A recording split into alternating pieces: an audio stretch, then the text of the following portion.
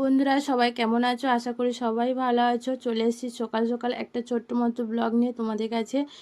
সকালবেলা ধান সিদ্ধ হবে বলে সেগুলো জালগুলো পাচ্ছিলাম। সমস্ত বাড়িতে কাজ সেরে এসে ধানের কাজ করছিলাম। এদিকে তোমার দাদাভাই ধানের কাজ করছিল, আর ধানের কাজ শেষ হয়ে যেতে প্রায় 8টা 8:30 বেজে গেছে।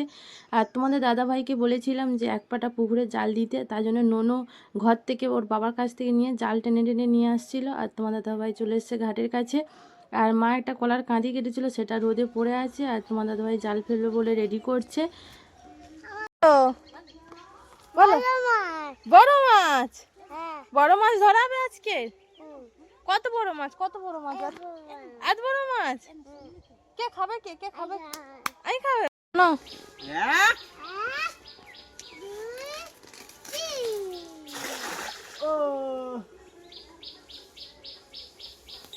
ঘাটে জালটা এঁটকে গেছিলো, সেটা ছাড়িয়ে দিলাম।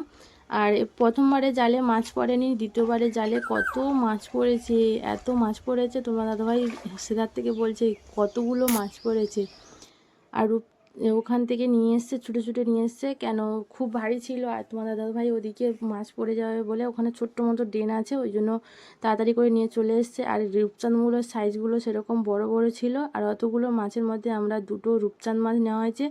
আর জাল ছাড়াতে দেখি না একটা ছোট্ট না প্রায় বড় মতো, সেটা একটা শিং মাছ ছিল। শিং মাছটা নিয়ে নেওয়া হয়েছে। মাছগুলো ছাড়িয়ে নিয়েছে, মাছগুলো কাটতে বসে পড়েছি।